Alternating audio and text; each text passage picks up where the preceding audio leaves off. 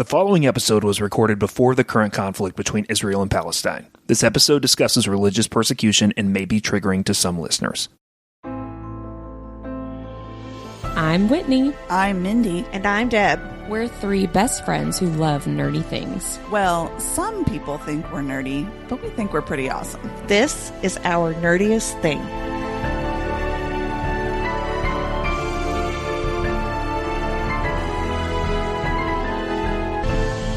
Hello, fellow nerds, and welcome to our nerdiest thing. Tonight we are discussing our part 2 of That Time I Got Drunk and Saved a Demon, chapters 9 through the epilogue, and we have a very special guest, author Kimberly Lemming. She can be found giving the slip to that new werewolf that just blew into town and refusing to make eye contact with a prince of a far-off land. Dodging aliens looking for Earth booty can really take up a girl's time. I need to know what kind of booty, by the way. But when she's not running from fate, she can be found writing diverse fantasy romance or just shoveling chocolate into her maw until she passes out on the couch. Kimberly is the author of That Time I Got Drunk and Saved a Demon, That Time I Got Drunk and Yeeted a Love Potion at a Werewolf, and more. Welcome to the podcast, Kimberly. Thank you so much for being here. We're excited to talk to you. Thanks for having me. I want to be best friends with you after hearing that bio. I mean, for sure. We already found out you had a crab bake and or Angry Orchard tonight. We like that you like to stuff chocolate in your face, and I like that the word booty is in your bio. And I'm assuming you meant booty, and not pirate booty, right? I mean, either or works, really. Okay, yeah. Well, your books are set in the fantasy world. Double entendre. Yeah, exactly. Well, Kim, this is one thing we always like to ask our authors that we work with, but can you tell us about the moment that you knew that you wanted to become an author and really how you followed that dream? I'm going to just reveal all of my nerddom here. Can't wait. This is called Our Nerdiest Thing. Right, you're in the right place. Excellent. Have any of you ever heard of the anime called Fruit Baskets? Yes. I've heard of it. I haven't seen it. Well, in Fruit Baskets, one of the characters, Shigure, is actually a writer. And most of his scenes just involve his exasperated editor chasing him around his elaborate house as he just refuses to finish that book. And I'm like, what a power move. That's the life I want to live. Oh, that's so great. So yeah, ever since I just saw Shigure terrorizing his poor editor into chasing him into finishing his book and realizing he just lives in that fancy house and all he does is just waltz around and making stories all day. Is that what an author does? Yes. Yes. That is exactly what I want. You just made me want to become an author. I know, right? Although I don't have the chops for it, to be honest. So your Mead Mishap series has hilarious titles. Obviously, it's what really drew me into reading the first book and a lot of laugh out loud moments. So can you tell us how much of your personality is in the book and how much of it is your writing? I guess I don't really know how to differentiate between the two. So you mean you're this hilarious like on the day-to-day? I'd like to think I am. I love that so much because, I mean, seriously, I can't tell you the number of times. It's like 1 a.m. I'm reading in bed next to my husband and I'm like laughing, trying not to shake the bed. These books are so They are really funny. One of our things we discuss is our favorite quote, and mine are, I always have a list of like 15 that I have to like pare down. Yeah, I do it's too many good ones to choose from. Yeah. So, Kim, can you tell us a little bit about the Mead Mishap series? Well, it basically started when I really wanted just like a fun fantasy romance book that didn't really take itself too seriously. And most of the ones I was reading at the time were just like, it's just so serious. Somebody's parent is abusive or somebody's mom died, like real Disney-esque. Yeah. How do we make this kid tragic? I know, we'll kill their parents. That's true. I was just like, you know what? I really just want to have fun and see someone who looks like me go on a fun romantic adventure. So I'm just going to do it. So I set it in this strange fantasy world where basically anything I wanted to happen could happen. So I could have all of the fun of like a high fantasy, but make it just modern enough where I could use slang and still have working toilets and whatnot. Because who wants to go on a fantasy adventure and just actually think about how gross you probably smell. I just don't want that. I will say you always made sure that they got a bath before they got they it on, did. which I Yes. really appreciated, Yes. right? There's a specific fantasy book that I read where like he had been like imprisoned for like 6 weeks and they get it on before he showers. And I'm like, No.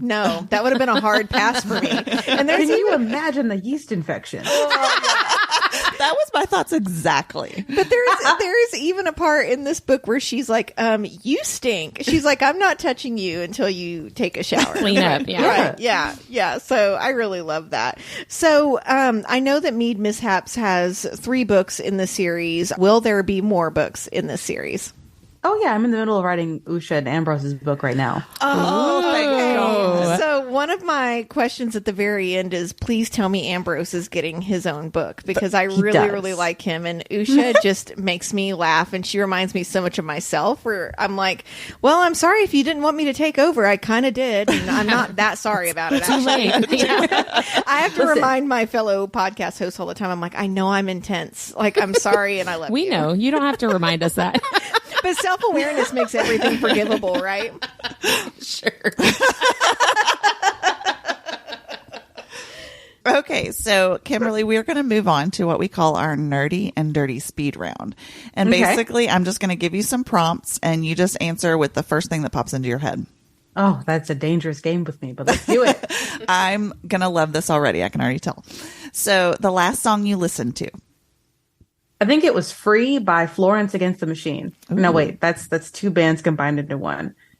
Florence, what the fuck? I think And the it's Florence Machine. and the Machine. Florence and the Machine. Yeah. I'm thinking of Rise Against the Machine, which is also great music. Yeah, but it I'm is. like, that's a combo right there. No, it was Free by Florence.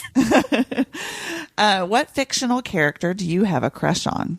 Oh man, I am deeply, troublingly in love with Astarion from Baldur's Gate 3. Oh, I am seeing so much fan art about this guy. Like, Yeah, and he Yeah. deserves every stroke of that paintbrush. Oh my God, I'm so in love with him.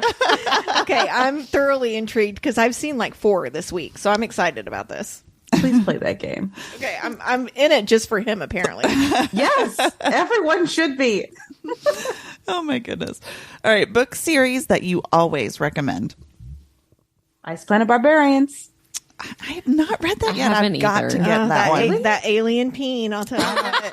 That's shocking. That's like It's a on my cult classic TBR. at I this just point. haven't. I haven't gotten to it. So that just moved up on my TBR. I feel like Ruby Dixon like kind of paved the way for like alien peen in a lot of ways. She like, you know, I think A in pioneer, if you will. in the Cruel Prince, you're like, he's got a tail, it's okay. And then there were like a couple other, and then people were like, wait, I want to fuck this blue alien. right. Right. And I feel like some credit that Ruby Dixon often doesn't get is that she really puts her whole foot in it and when it comes to diversity, because she does all the work. She hires the sensitivity readers. She takes her feedback from her fans. Like, I've been a fan for her for years, and watching her get better and better at writing POC characters is just, it makes me so happy to see. Oh, that's awesome. I love hearing authors support other authors. I do too. All right, next is a TV series that everyone should watch. I want to say Gallivant.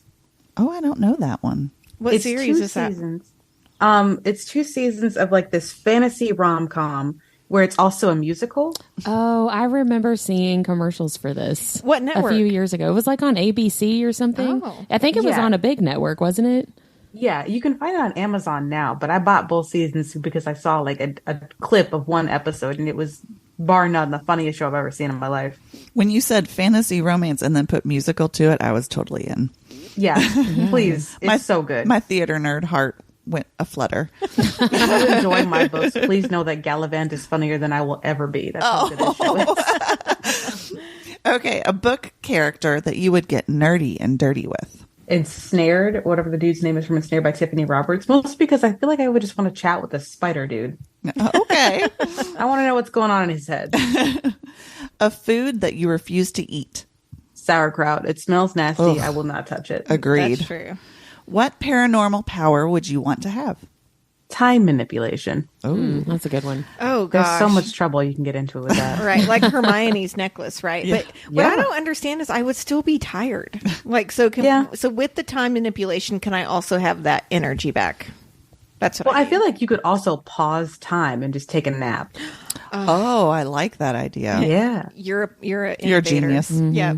Well, especially if you could make it to where it's set up where, like, it's in a video game, you can just have save files. Like, you remember an important part of time, like, do a little save file, and then you can just go back to that if something goes wrong. That, I'd be unstoppable. You've really planned this out. She thought about that one seriously. And I mean this in a good way. You might be our nerdiest guest on this show, which we really love because High praise. we usually don't find people as nerdy as we are. So, Okay, next one is favorite weekend activity. Favorite weekend activity, right now playing Baldur's Gate. But other than that, probably fishing or reading. Oh, fishing. I used to go fishing with my dad all the time. I loved that. I love fishing. Smut or plot? It's a tough one. I want to say plot just because I need there to be something there. Like, I usually just can't pick up an erotica unless it's like really well written and just like read straight smut. I need to care about them at least a little bit. Agreed. Your favorite childhood book?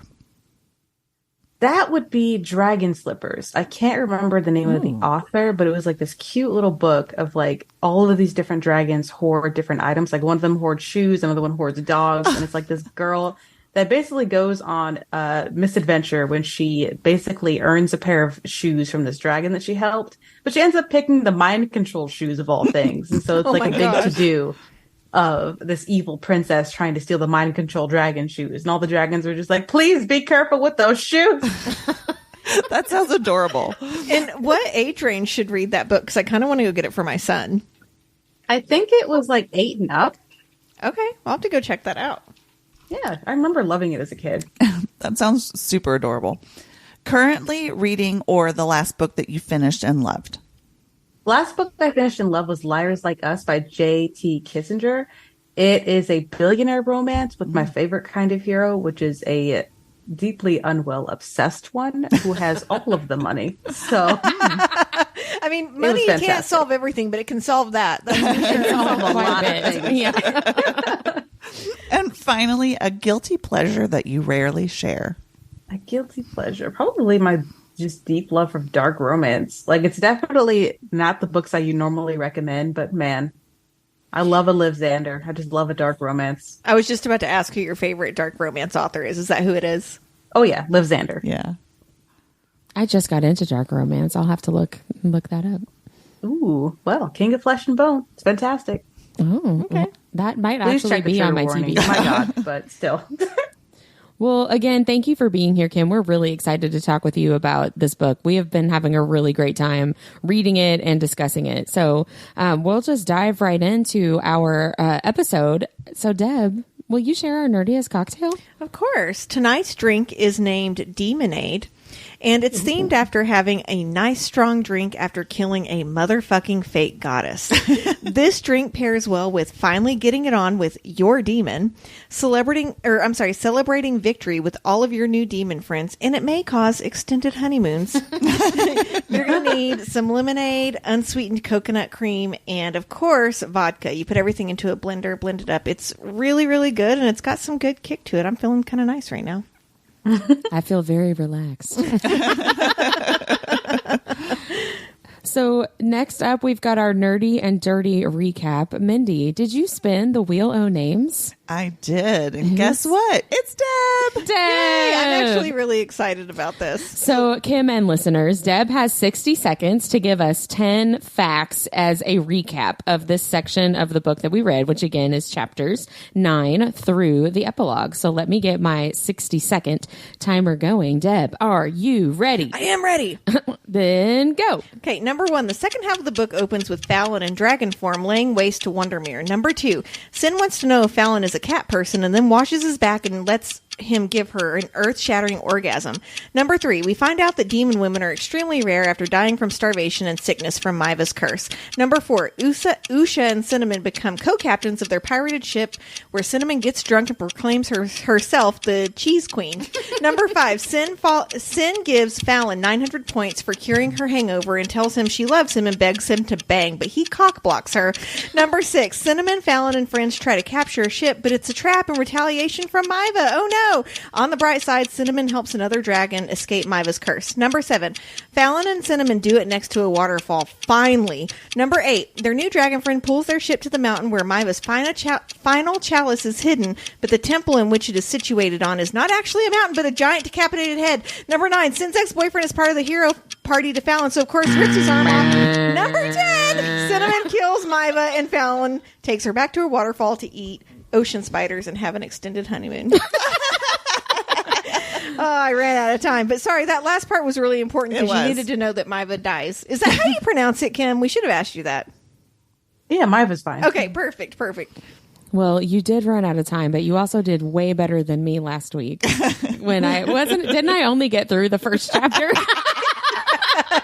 I was like, well, that covered part of it. Yeah, I talked for 1 full minute about the first chapter. Instead of the first 8 chapters. So, Kim, was there anything important that I missed out on that you think readers just need to know about the second half of this book? No, I think you covered all the bases. I mean, they finally did it, and a lot, which I was really happy about. You did good, kid. You did good. So before we get into the chapters, Mindy, can you please do our nerdiest vocabulary? Of course. And Kimberly, please feel free to butt in and tell me either that I'm totally wrong or add anything that you would like to on this. But I noticed that Cinnamon says, "Oh, my filet powder" a lot. And I wanted to know what filet powder is. I'm glad you did this because I noticed the same thing. Yeah. And she says it sort of in like the oh shit moments or the oh fuck moments or the oh yes moments. So I thought that I just loved how that was sort of a universal exclamation. So I wanted to find out what filet powder was. So what I found was that it's also known as gumbo filet.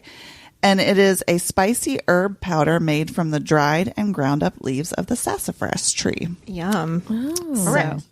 It is used as a thickener and a flavoring in many Cajun soups, stews, and gumbos. And a fun fact, the word gumbo means okra in the central Bantu language. I did not know that. I love okra. I do too. Especially in gumbo. Yes, me too. I call my kids sassafras when they're I do too. being little doo-doo heads. Yeah, I call Molly that a lot. Etymologically speaking, it comes from the French verb filer, which translates as to turn into threads or to become ropey. Because when you add it to the dish while it's cooking, it will become thick and stringy and ruin your gumbo. And I mean, nobody likes a stringy gumbo. I mean, that's the worst. So I'm curious, Kimberly, what brought you to that as her kind of universal exclamation? Is that just something you're just like, oh, okay, that sounds good?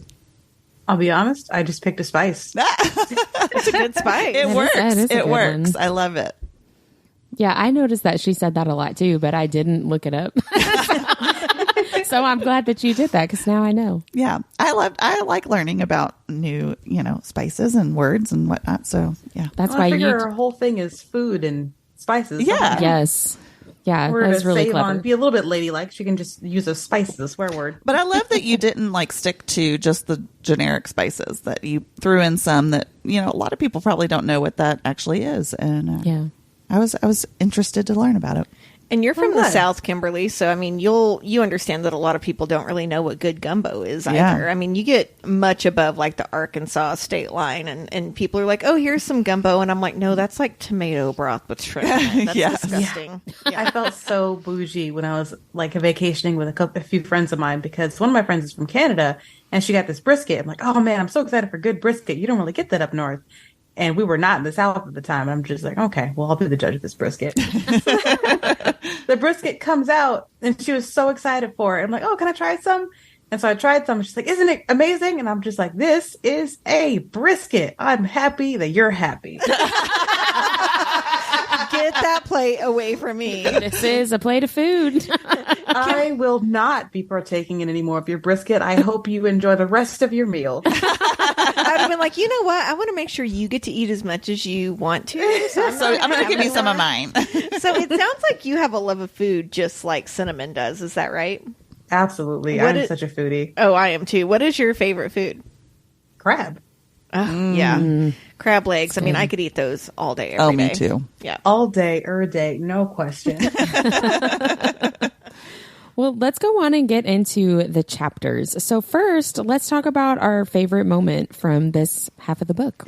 What was your guys' favorite? I'll go first because we were just talking about food. My favorite moment, really in the entire book, is when Cinnamon becomes the cheese queen. Yeah, I really like that too. She literally wakes up surrounded by cheese. So much cheese is on the bed that it's rolling onto the floor, like off of her. And like Fallon has literally made like room for the cheese in the bed. And he's just cool with it. And honestly, what his woman wants, she gets, right? Yeah. And so not only is this scene hilarious, but when Fallon cures her wine and cheese fueled hangover, Cinnamon gives him 900 points and admits her feelings for him. And it's just a really sweet moment up until he cock blocks her. What an asshole. Yeah. He's like, here, I gave you all this horny magic, but I'm going to go upstairs and help these guys out for a few minutes. Right. Yeah. See you later. I liked that moment too, because I remembered reading the very beginning of the book when she was talking about how much she loved cheese. Yeah. And I wrote in my notes, like, this is a character I can get behind. Because I loved that full circle moment of like, oh yeah, I remember her talking about the cheese. I love that too. I think Fallon thought she was someone he could get behind too. What about you, Mindy? Well, it'll be no surprise that I have two. One of them actually is the same that you said, Deb, is the cheese queen moment. So, but for all the same reasons that you said, so I won't expound on that very much more. But the other one was when Usha cockblocks Fallon and Cinnamon and then turns around and just announces it to everyone that they were getting it done. And then everyone cheers, and it just got funnier and funnier with every sentence after that. I did really like how everyone was like, yay, instead of, well, because, you know, it would have been easy, I think, for characters to be like, ew, or like feel awkward, or you know, let me see, are they really? You know, I loved how everyone was just excited. No one for said them. it, but they might have like went and snuck through the jungle, right? To see if they Kimberly, do you have a favorite moment from the book? I'm always interested in that from an author's point of view. Probably the cheese queen moment, because I was just goofing off and having fun. Well, I think we all can relate to that just a little bit. Yeah, cheese is good. I actually picked I did like that moment, but I picked a different moment for my favorite. I really, really loved the conversation that Cinnamon has with Usha and Holly and Felix about like, I'm pretty sure that I love Fallon and I need to tell him, like, how do I tell him? And they're all trying to give her advice. I loved that so much. Cute. I thought that was really sweet. I thought it was really funny. It gave a little bit more insight for me into Felix, who I really, really liked this. I love Felix. You know, we just met him at the end of the chapter 8. And I really, really loved him a lot, especially in that conversation. So that was my favorite. He's definitely, later when we talk about this, he's my favorite secondary character. I really have a soft spot for Felix. Yeah, he was mine too. Yeah. So let's talk about our least favorite moments or twist. I'll go first if that's okay, because mine's a bummer, and hopefully you guys will bring us up a little bit. So when we got to the end of the book, I was really bummed because it seems like her sister Cherry is actually like for real dead. And I was really hoping that the sister was going to come back and not be dead somehow. Like I thought. I don't want to spoil anything for you. But you're going to. But if you read the synopsis of book 3, is that right, Kimberly? Yep. Yeah, you'll feel better. Okay. That's all I'll say. Well, that's kind of a big spoiler. In context. No way not to spoil that. Everyone's like, yep, she's dead. But so, have fun. But no, at the end of this book, I thought for a minute, I didn't read it carefully enough. And when she gets to the last temple and she sees the heroes party and there's somebody with like the red cloak, I did not understand that the red cloak person was one of the 4 heroes. I thought it was like an additional 5th person. Oh. And then I was like, oh, it's going to be her sister. And then it wasn't. Red. Yeah. She's wearing red. It's Cherry. And then I was like, oh. Wah, wah. So That makes me feel better because you're like the most observant person on the planet. Yeah, I had to go back and reread it because I was like, well, who's the other fifth person? And then I realized that I'm just dumb and that there was only 4. So You're not dumb. You're not dumb. well, you know. So my least favorite moment was when Tyrese body shames Usha by calling her a she-whale and tells the orcs to reinforce the ship. Yeah. And then obviously Ambrose, which I'm so excited to hear there's going to be a book about him, uses his tail to throw Tyrese into a storage shed. And I'm picturing like Michael Bay, like, he whips him with his tail and he flies like 50 feet and like breaks the storage shed. Exactly. Yeah. I hope in book 4 that Ambrose gets his happily ever after. He's such a sweet protector. I've loved every scene with him so far. Yeah, I like him a lot too. And I definitely wanted to punch Tyrese in the dick. Yeah, that's it. Yeah. Well, my least favorite moment is really more like a personal thing. I didn't like the vomiting during the ship scene, and that's because I almost picked that. I have to kind of gloss over it, or I think about it too much, and then I make myself sick because I'm like a sympathy I'm a sympathy nauseous person. Me too. So See, I'm not. I'm like, get it out of your system. I'll be upstairs. and I guess I don't really have very many triggers. Like normally I can just get through just about anything, but I guess vomit is one of them. Yeah, it is for me. Fair too. enough. Yep. It's pretty gross. Yeah. Yeah. What about biggest revelation?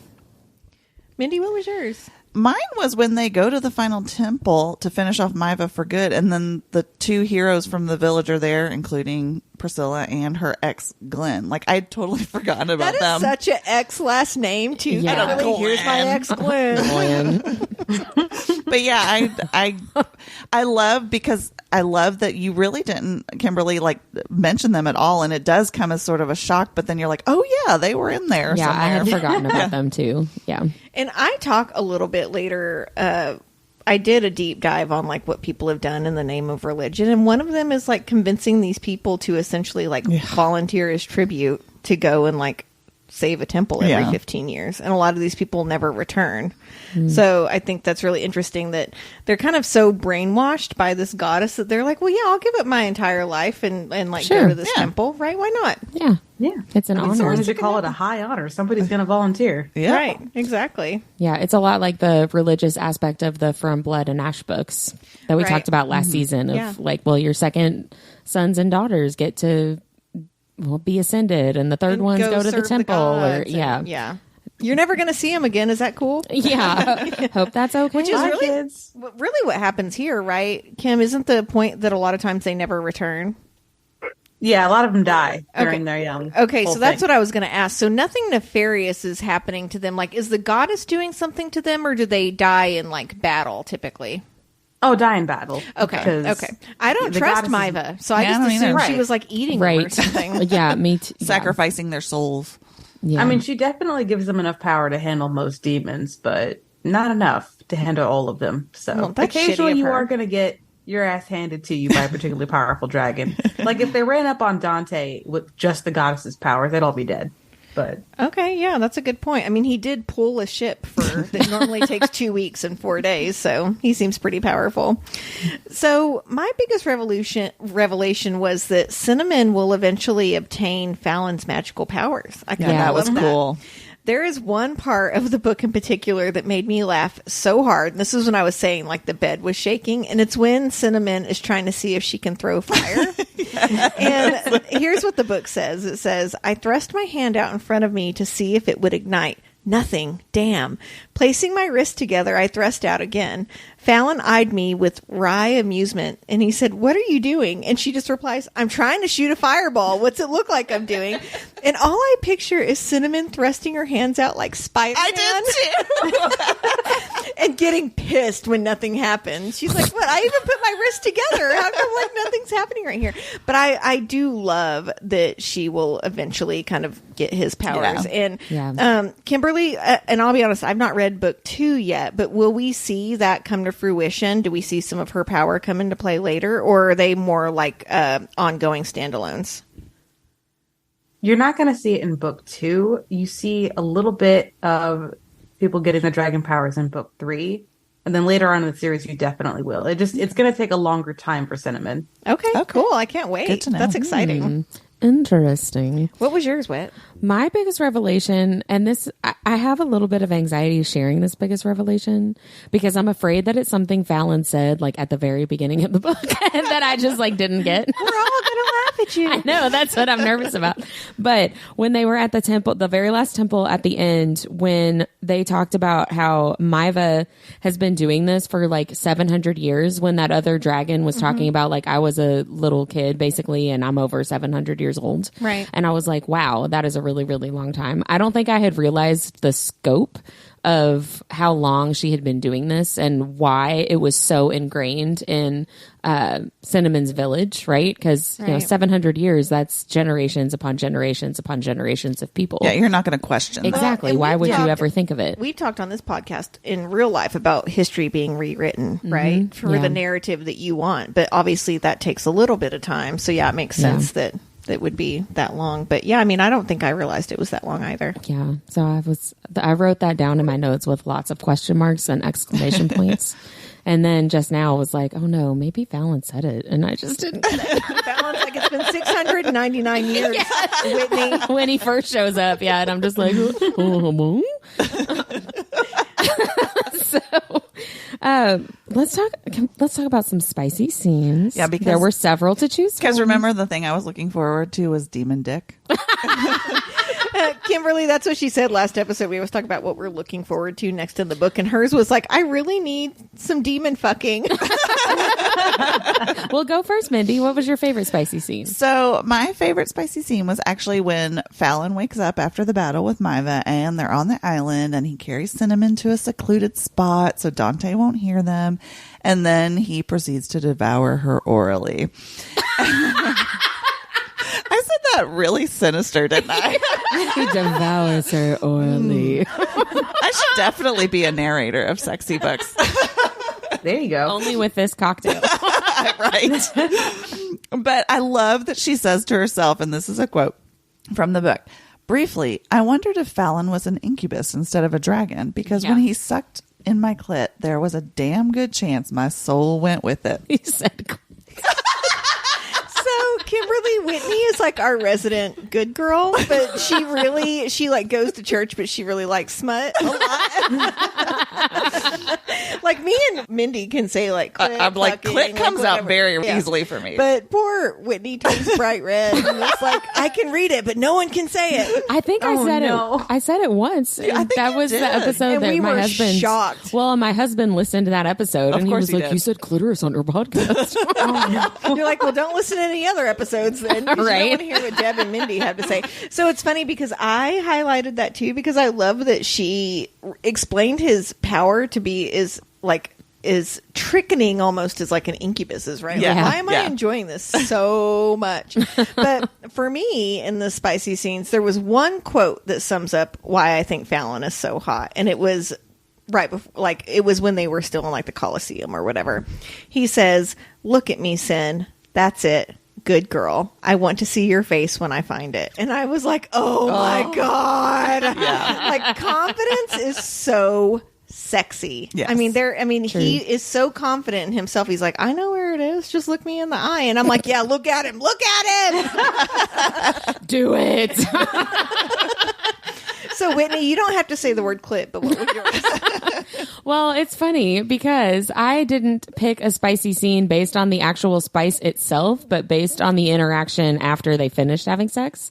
And I picked when they have sex in the city where they laugh a lot together afterwards. I just really loved that. The laughing together and the having fun, and I really, really loved reading that part of that scene of the intimacy and companionship and friendship. I really liked that a lot. Yeah, that's sweet. That is sweet. Kim, is there any scene in particular that you particularly love to write, or?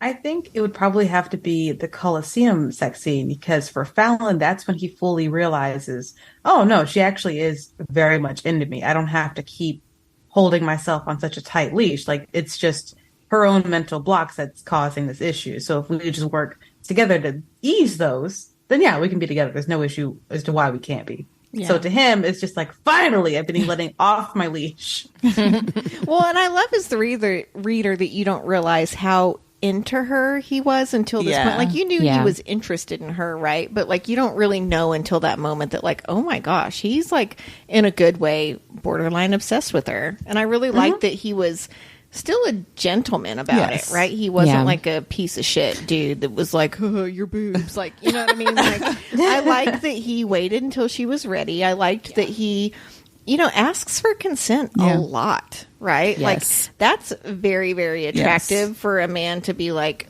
this is what you want, right? This is where we're going with this. Like, it's cool, right? And I enjoyed that. I loved, too, that when Cinnamon kind of realizes that, and she thinks back about how many times he tried really hard to be close to her or touch her, you know, even when, like, after she destroyed the first chalice and he was holding on to her when she got, like, blasted out of that.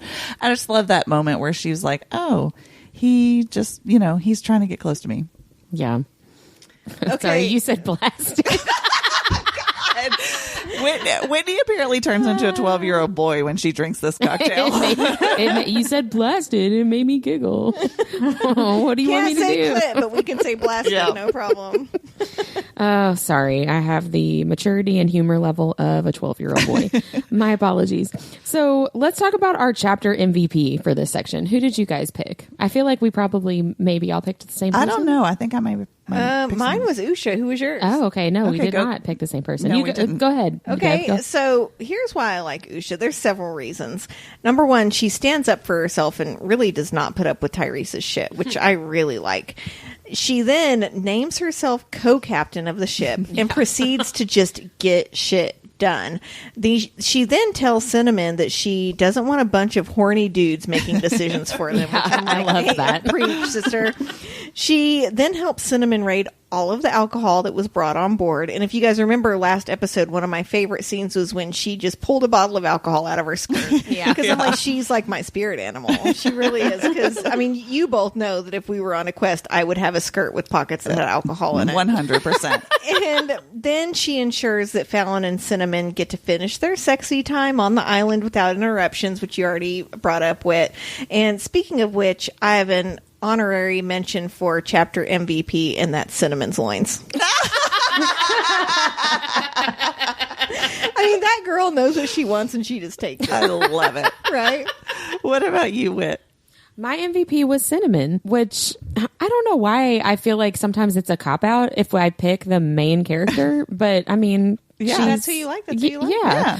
I just really like everything about her. Like, there wasn't anything about her to make me be like, well, I wish that she had done this differently or said, and I still feel that way after finishing the entire book, right? She's obviously a very strong lead character, male or female. She's just so sure of herself. She's extremely confident. She's got a very strong sense of morality and what is right and wrong, and doesn't care to go against what everybody else is doing, which we talked about in last week's episode, talking about the hey, you guys shouldn't be keeping demons as pets. Like, that's not okay. Yeah. What does she say? My name is Cinnamon and I freed you because slavery is wrong. It's just wrong. Right. Just that sureness of who she is and not really worrying about what anybody else thinks about that. I just really, really love that. And I also wrote, she gets it done. Which you just said about Usha, which is funny. Yeah. Because they're very similar to each other, I feel like. Well, and it's funny that you bring that up. So I'll go ahead and ask it, knowing that Bree is actually one of the main characters in the next book, right? So, Kim, I'm really wanting to know if Bree, and tell me if this is in the book, because I'll go read it instead of you telling me, but does Bree like Usha with having that same energy as Cinnamon, or does she dislike her for kind of like infringing on her BFF? Oh, not at all.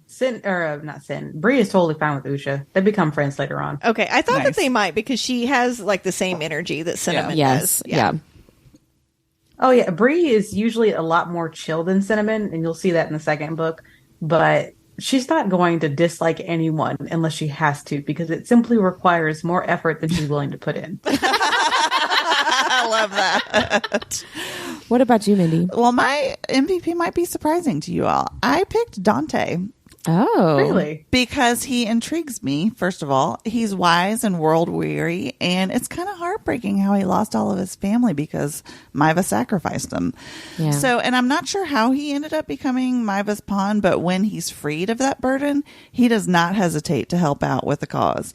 He's the reason they make it to the final temple on time, and like he exhausts himself to make sure they have the best chance of defeating her. And I'm just like, go Dante. Yeah, because I that's think true. a lot of people's ego and like want of vengeance would get in the way of that. Like, I'm not going to exhaust myself because I'm going to kill her. Yeah. Right. And Yeah. and that says a lot about his character that he didn't do that. Yeah.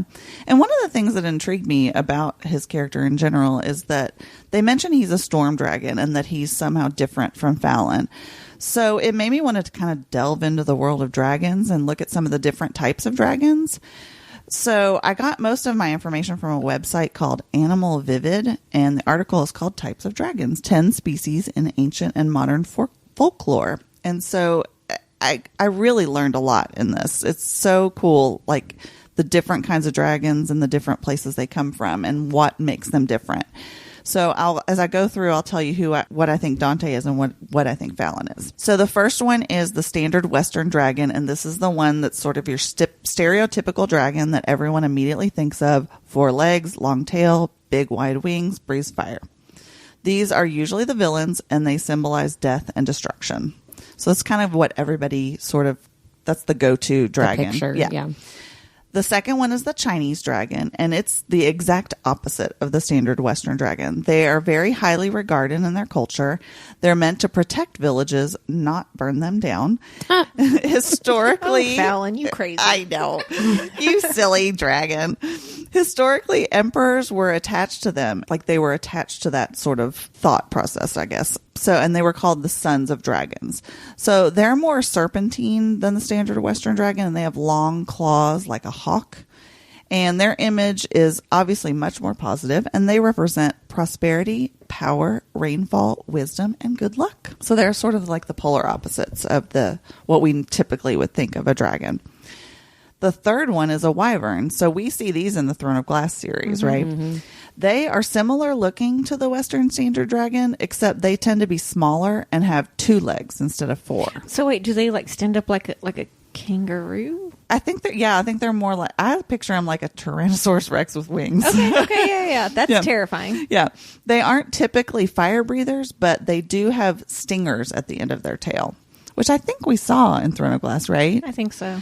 They're also known to have good eyesight, and they're sort of the middle ground between the previous 2 dragons in reputation. So they symbolize valor, strength, and protection, but also vengeance and destruction. So they got it all. Yeah. They're well-rounded. Yes, they're the well-rounded dragons. Mm-hmm. The next one is the Hydra, and this one really freaks me out. Like, it has multiple heads, and when you cut one off, another one grows back in its place. So it makes it very, very hard to kill. They also spit venom and they breathe fire. So it's kind of a double whammy. And they also have venomous blood and fangs. So this is the nerd in me coming out, but in some lore, if you cut off a Hydra's head to grow back. Yeah. It makes them very, very difficult to kill. Yeah. So it's just don't fuck with them. Yeah, they're sort of terrifying. The nerd in me is thinking Hydra is the name of the big bad in a lot of the Marvel movies. Captain America. It makes sense because it keeps coming back. Exactly. Yes. Right. So the next one is called a Druk. And this dragon comes from Tibetan and Bhutanese mythologies. It has a long, thin body. It's brightly colored and is known for being very elusive. So like the Chinese dragon, it is highly regarded and is sometimes called the Thunder Dragon because, as the story goes, a Buddhist sect called Drukpa Kagyu was building a monastery when a storm breaks out. The thunder sounded like a dragon, so the founder of the sect considered it a good omen. Druks use thunder to signal their presence and are considered wise, discerning, and solitary. So that's not the other dragon? Because isn't his whole thing they're in a storm, or is that... See, I think it might be a little bit... I think that might be a little bit when you're him. done, we do have the author on. That is true. So, I think he might have a little bit of that, and there's another one that's also very similar to him. The next one is the Japanese dragon, and it's very similar to the Chinese dragon because their folklore borrowed heavily from the Chinese, Indian, and Korean mythologies. It's long and serpent-like, and it doesn't have any wings. So it's a water creature that can control oceans and rainfall. It is also known to take human form as a disguise. Ooh. I feel like this one might be closer to what Fallon is. Interesting. Okay. The next one is an African dragon, and I really didn't find too much on this one, but it's described as serpentine with no legs and no wings. So a snake? I was going to say that sounds snaky. But Fallon does not have wings, right? Right. But the Japanese dragon doesn't have wings either. Okay. Yeah. And so one story depicts it as the arch enemy of Ra, the sun god, and Ra must defeat it for the sun to rise. So, and then another story tells of a rainbow serpent that is featured in their creation story. So it can be either heroic or villainous depending on the story. And this one, God, I hope I pronounce it correctly. It's called the Quetzalcoatl, and it's an Aztec creature whose name means feathered serpent. It looks like a cross between a bird and a rattlesnake.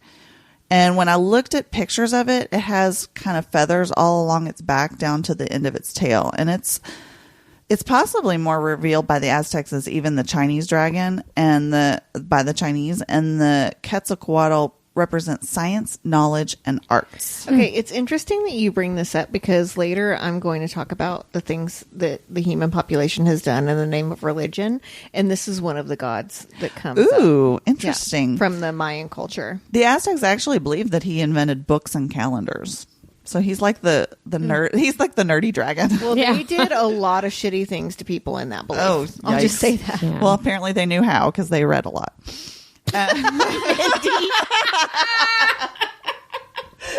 Oh, R.I.P.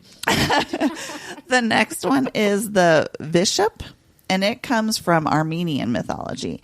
It looks like a combination of many other animals, but other than that description, the only specific animal that was mentioned that I found was that it had bat wings.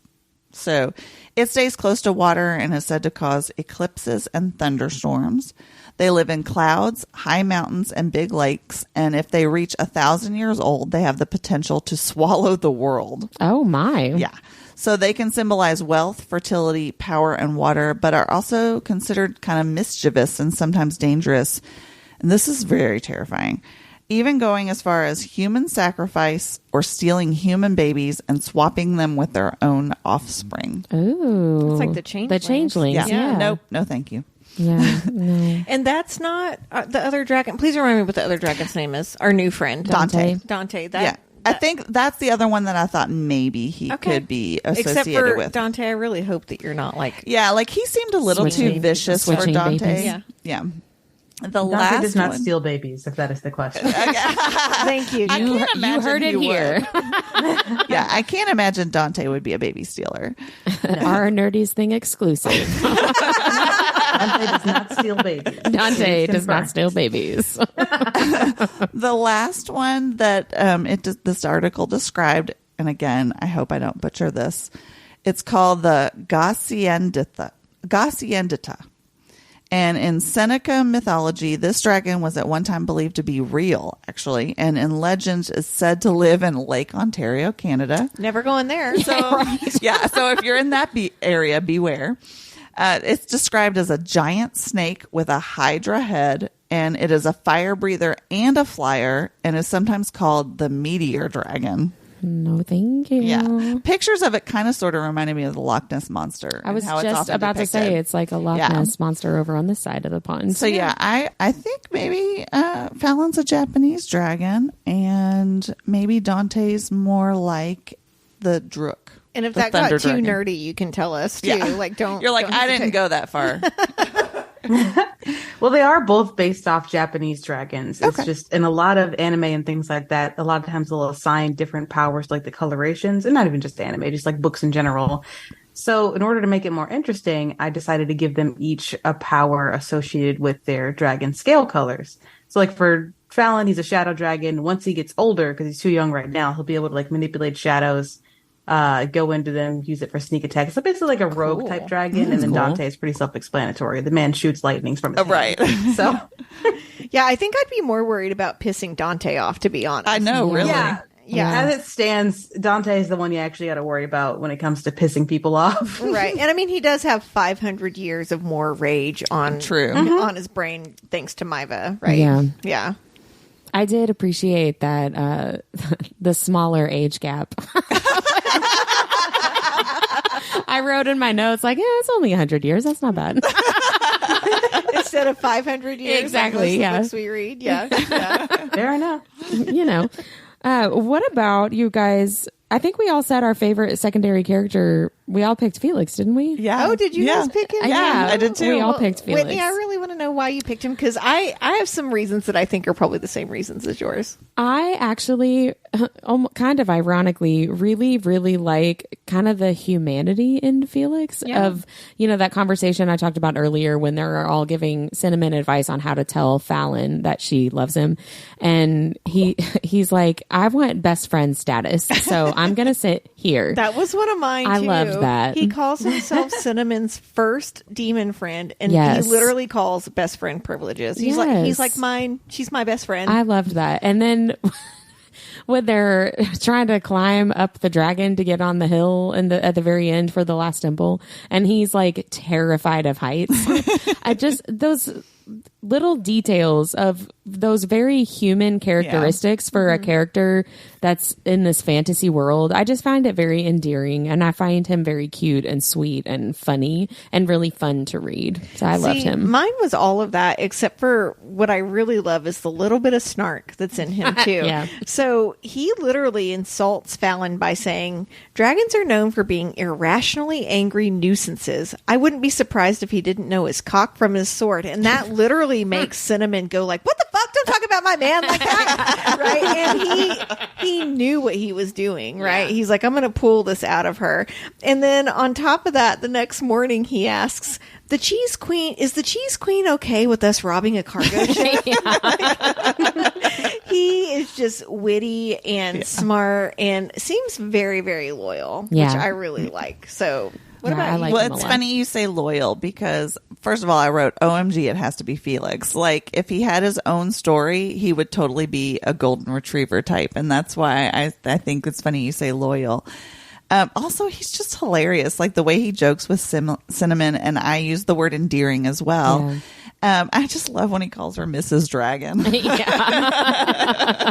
and he's one of the ones too that starts the whole thing of like, well, if you're not mated to him, do you want to be mated to me? And that was one thing I really liked about this book is all the guys are like, well, shit, you're super cool. Do you want to get together? And then they respect her when she says no. Yes, they dropped it. Yeah, I really appreciated that too. Yeah. Kim, I mean, obviously you love all these characters. They're your characters. But if you had to pick a favorite or one that you just really enjoyed writing, especially, who would that character be?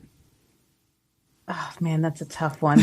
It's like picking your favorite kid. Yeah, it's a but Sophie's we all choice. have our favorite kid. That's It'd be so much easier post second book because then I could just say Alexis. But I did really enjoy writing Felix. He was just so much fun. He is fun. Yeah. He's fun. You can tell that you enjoyed writing him because he's fun to read. Yeah. And he's one of the main characters in the second book, correct?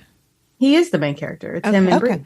Good. I can't She wait. yeeted a love potion. At a werewolf. That's right. Yeah. Oh, yeah, that makes sense. I have so many arcs I'm supposed to read, and I'm sorry, I'm going to read that next. I can't wait. It was so much fun for me because he was pretty much the catalyst I could use to how the other demons were going to treat Cinnamon going forward.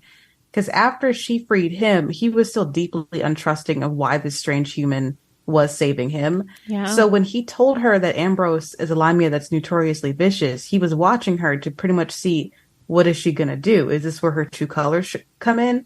And when Cinnamon was still terrified, but freed Ambrose, that solidified Felix's trust in her, and then the puppy dog version of him came out. Yeah. I love it. You know, that's one of the questions I had going forward is, all of the demons free, and how do the human prejudices come into play with that? Like, do they accept them, or do I just need to keep reading? I would keep reading. Okay. Just keep reading, Deborah. So that's an ongoing joke with Whitney because she'll like text us, like she'll be one sentence into the book and she's like, "I got it figured out," and I'm like, "Bitch, keep reading. You don't know anything." Well, sometimes I'm right, but a lot of times you are. A lot of times, which makes me mad. Yeah. Oh no. So let's talk about favorite quotes. Mindy, you go first. Again, I How had many- to like. how many I do you only have? I only have 2. I pared it down to 2, but I loved when she says, "I'd say I didn't stare intensely at the deep V of his hip bones, but Mama didn't raise a liar." I mean, I'll be honest, that is very hot. So hot. So I loved that when she said that. And then I love when she says to him, "It's not my fault you filled me with your demon slut magic." Yeah. And a funny story about that is when I typed this quote into my notes, predictive text suggested that I wanted to say, "It's not my fault you fill me with your dick." So file that under what happens when you type the word dick too much. So it's funny. Correct. It's funny because I also had 2, and "it's not my fault you filled me with your demon slut magic" was one Oh, of that's mine, hilarious. Mindy. That doesn't surprise me. So my other one on a sweeter note was, it was almost like capturing rapture in a bottle. It's euphoric softness, a kind of aching desperation. And this is the scene after Cinnamon tells Fallon that she's in love with him. And I mean, gosh, this quote completely sums up what it's like to kiss someone you're falling for. Yes. And it like put me on cloud 9. I loved it so much. It was a great way to explain what that like loving kiss feels like. Yeah. Yeah. Oh, thank It's you. really sweet. That's really romantic, Deb. I know. I know you never see that side of I me. was going to say, you don't normally that pick the that romantic doesn't come ones. out very much. I was horny. Well, my favorite quote was when Fallon says to Cinnamon, "Why don't you let me take away the burden of choice for a while?" And he definitely said it in a sexy time way. But I loved that quote so much because, I mean, I am so freaking overwhelmed with all the choices that I have every freaking day. And just like all the things you have to think about all of the time, all of the days. And, you know, when my husband takes over for even just one thing that's normally my to-do list, it's like the sexiest thing ever, right? Like, just let me, I'll take care of dinner. Yeah. Yes. 100%. Yeah. That's great. So We normalize though guys doing day-to-day things, not being Please. sexy. well, hold that thought. Just keep listening. because sorry. I did a deep dive on the idea of the burden of choice and mental load with women. Sorry, you know I'm like the raging feminist in the group. So, and this is something we've talked about before. So Right. please carry on. I really want to hear this. So I literally Googled burden of choice and found a Psychology Today article from 2010 that talked about how basically we in our society today, we're so overloaded with choices for all the things every day. It is negatively impacting us mentally. Humans have an evolutionary drive to maximize choice already. And with the insane amount of choices for everything available to us in, you know, the internet and social media and Amazon, it kind of sends that evolutionary drive into a ridiculous overload and just overly stresses us. And apparently people saw this coming because back in 1970, a guy named Alvin Toffler, which that is the greatest name in the history. It also sounds like he Writers. never got laid. I know, right? Alvin Toffler, he wrote a book called Future Shock, and I have no idea overall what that book is about, but one of the things he says is that future generations will be paralyzed by an overabundance of choices. So, my man Alvin, great job. Thank you for the heads up. So that was 40 years before the Psychology Today article. And Wow. his prediction absolutely is correct. And it's just gotten worse in the last 13 years. So what we experience daily is called overchoice. And it causes some detrimental side effects. One of them being regret avoidance, where we basically just try so hard to make the perfect choice to avoid regret. We may not even make a choice at all to avoid regret, right? God, this is like so speaking to me. Right. It's like it's like paralyzing. Anxiety. Yeah. 100%. I feel this in my soul. Yeah. It also causes overchoice causes something called anticipation of regret, where basically no matter what we choose, we know that we're going to wish that we had made a different choice. And so we anticipate regretting whatever decision we make, no matter what, because we know like, well, there's too many things to choose from. I'm not going to be happy no matter what I pick. I need a Xanax just listening to this. I deal with that anticipation of regret when I go out to eat. Me too. Because I'm always, it does not matter what I pick. I never regret what I eat. Never. But I always see what somebody else, especially in a group of people, I will see what somebody else ordered and I'll wish that I'd ordered that. No matter, even if my meal is like amazing, it doesn't next matter, time, you know? Just ask me for a bite. I'll share with you. But also, that I was don't my eat. solution. Just share with your friends. Well, she's not That's going to one ask me solution. because I don't eat gluten or dairy. So she'd be like, I'm not eating that shit. Your food looks gross. It is. So the more options there are, the more likely it is that you will make a not great choice or not the quote perfect choice, obviously. And that undermines whatever pleasure or satisfaction you could have gotten from whatever you ultimately choose. And this happens completely on our own, just our own brains. That is just how we are wired. So when you take into account any kind of outside force manipulating or persuading us to make a certain choice, like with advertising or social media, that makes it a million times worse, right? So essentially, we live in a skewed decisional balance in which we evaluate what we actually have in comparison to what we think we should have, and not in an entitled what we should have, but just I should have gotten that, right? We create our own FOMO and it robs us of our joy of the choices that we make every single day. So I felt really inspired by that. So then I turned to the idea of mental load, which is a Psychology Today article from just a couple of years ago, 2021, says studies have shown over and over and over that women take on a disproportionate share of household chores, like physical work, household chores, and that's regardless of their work status or parenting status. So it doesn't matter if you're a stay-at-home spouse or a mom or not, or work full-time. Women generally take on more physical labor in the home. Right? I literally read an article about this today, about how there's a whole thing going around about, I think it was a soccer player and they like won a champ. And I'm so sorry, I can't remember what this was because I don't sports, but it was a soccer player and they won the championship, and the guy that was like emceeing or whatever, like kissed her in front of everybody. And like, I she did didn't see consent. this. And the whole thing was about how women are still subjugated to like what their bodies are only, because like you've never seen a woman, like if a football player like won the Super Bowl, you wouldn't see a woman walk up to him and like and kiss him. him on the lips, right? Yeah, and that's so the whole crazy. thing was about how like we're still carrying the mental load of our bodies and what our parental and familial responsibilities are, but we're also supposed to be like badass women in the business world, Right. all at the same time, All the time. Yeah. So there are not very many scientific studies on mental load, but we've got all these studies about physical household labor, right? When you add kids into the mix, it obviously just makes that even more disproportionate towards women. And the COVID pandemic made it a whole lot worse when schools closed and daycares closed. Almost 1 million women left the workforce to take care of their kids when all the schools and childcare were Because not if options the guy anymore. had did it, they would have been like, well, why are you leaving the workforce? Exactly. Right, yeah. Exactly.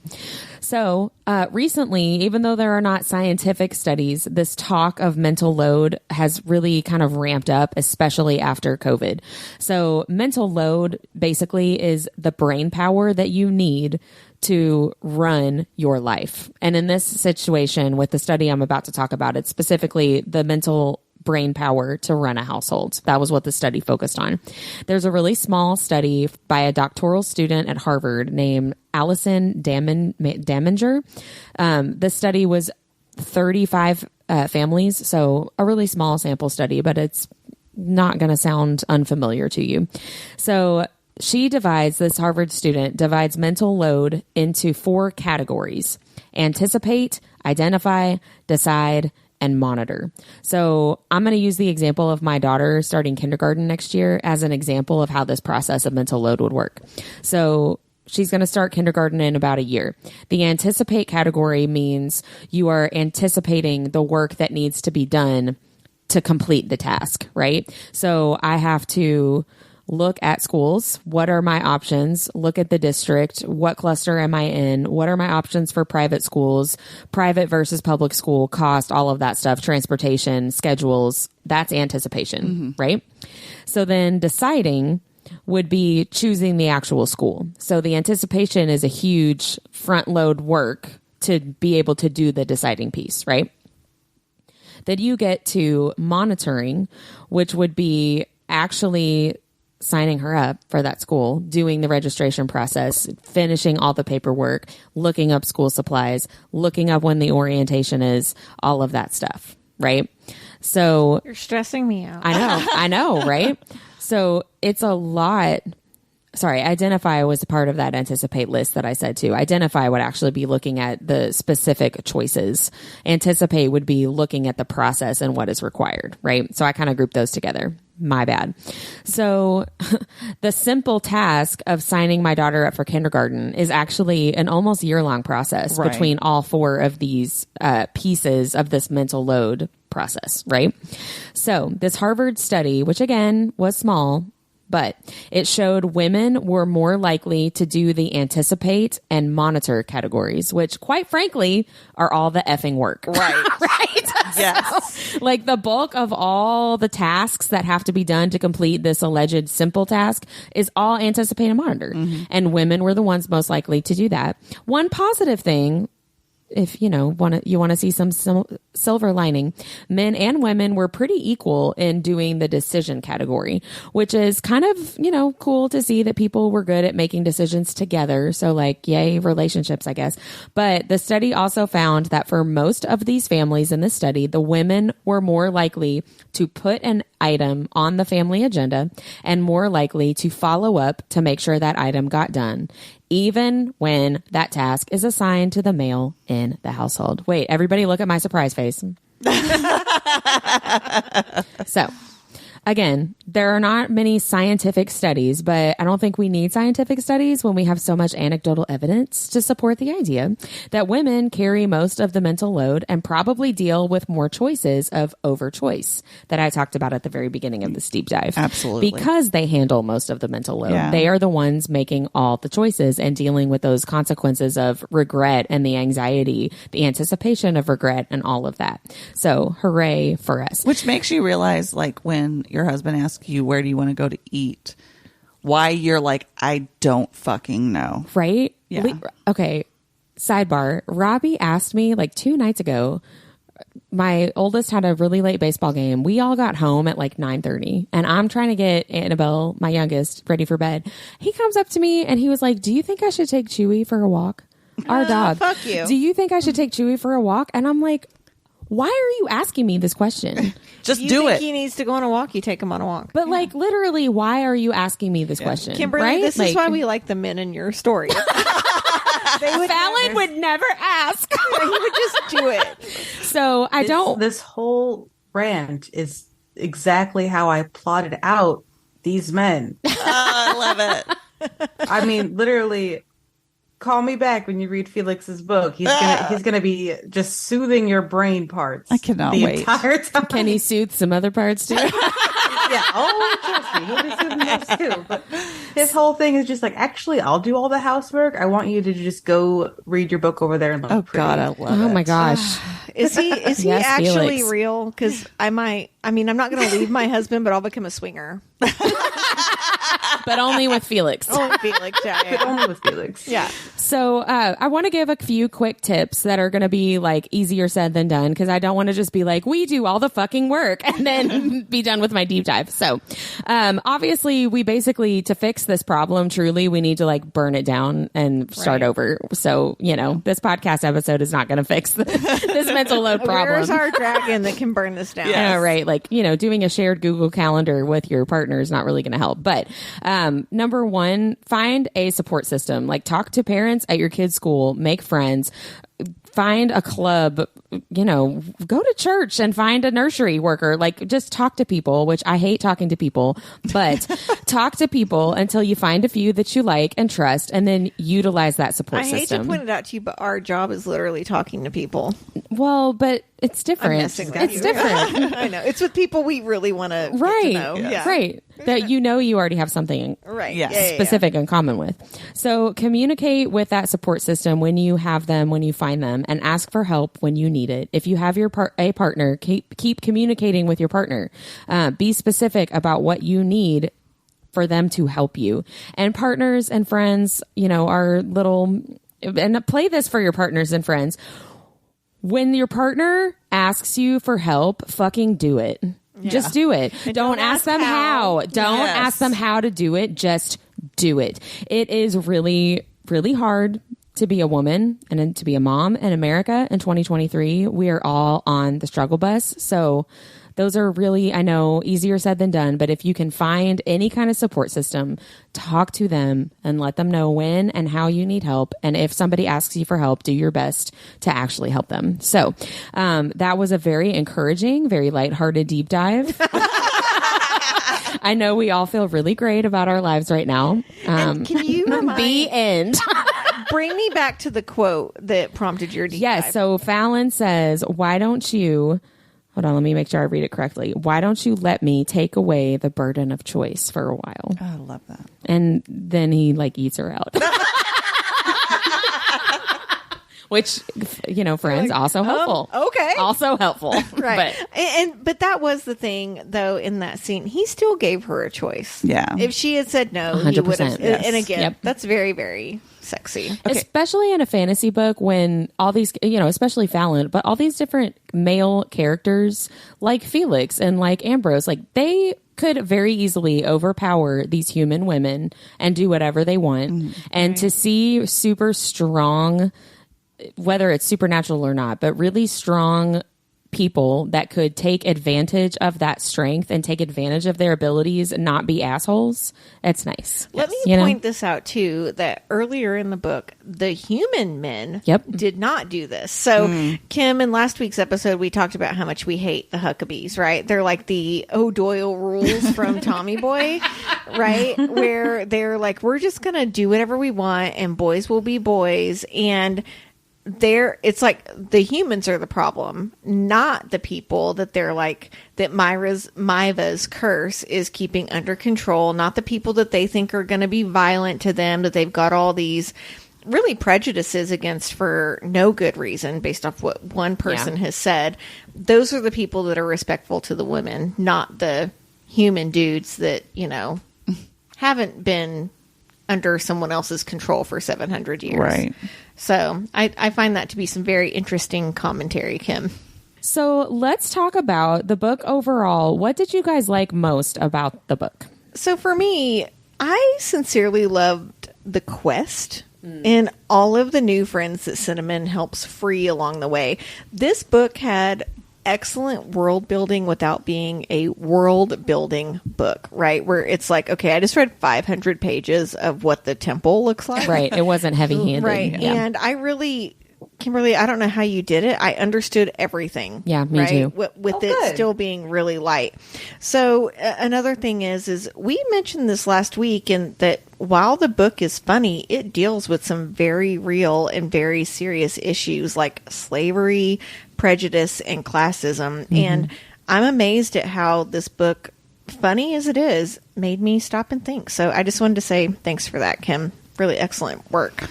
Along the same lines, again, we've talked about this a lot already, but what I loved and really what was most surprising for me was that not only was it a hilarious, fun book, but it presented those real life social problems in a way that it's both accessible and thought-provoking. Like, I'm still thinking about some of these things, right? Yeah.